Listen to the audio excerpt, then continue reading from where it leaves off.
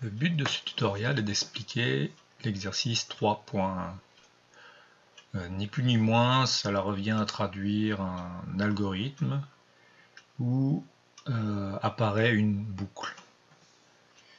Si je regarde l'énoncé, je le copie ici.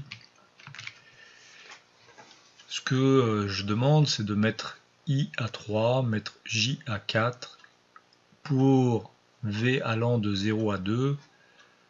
Alors on va réaliser ce calcul. Donc ici on voit c'est une boucle.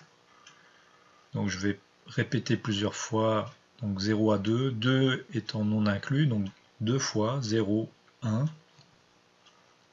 Je vais répéter 2 fois cette opération et afficher K. Donc cela reviendrait à traduire un algorithme sur papier sous format Python.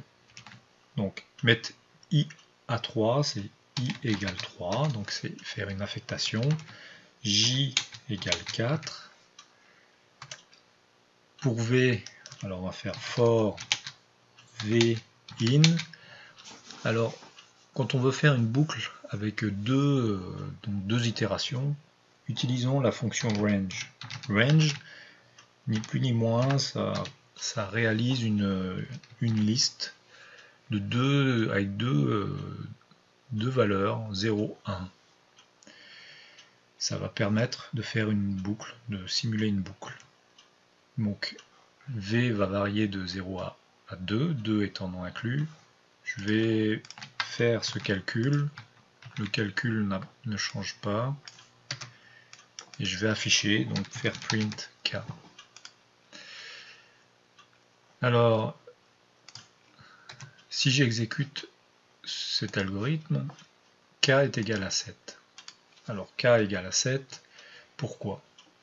Première itération, on va les écrire ici.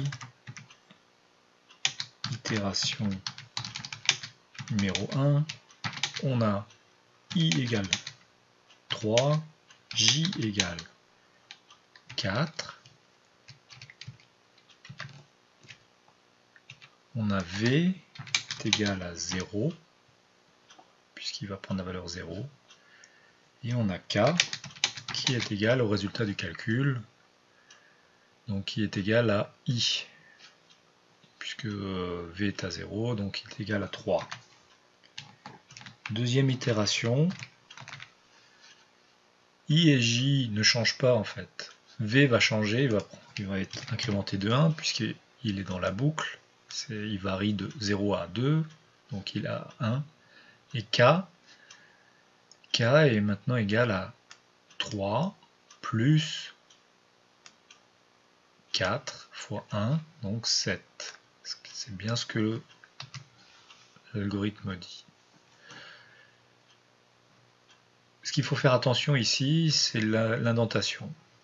Quand vous faites une boucle, vous faites un for, mettez 2 points à la fin du for, ça signale la fin de l'instruction, mais après un for, on a automatiquement un bloc qui commence. Un bloc, il est indenté là.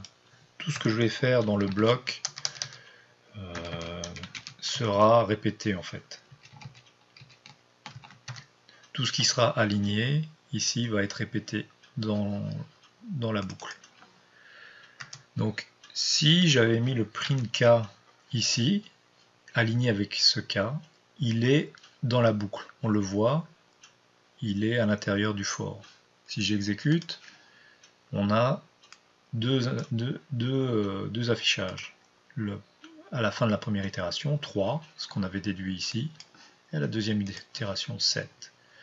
Ici, ce problème d'indentation n'est pas grave, mais on peut imaginer, dans un cas d'un autre programme, le fait que vous indentez ou que vous indentez pas l'instruction, ça peut avoir des répercussions sur votre code.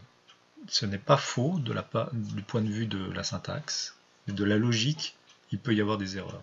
Donc il faut vraiment faire attention à ça.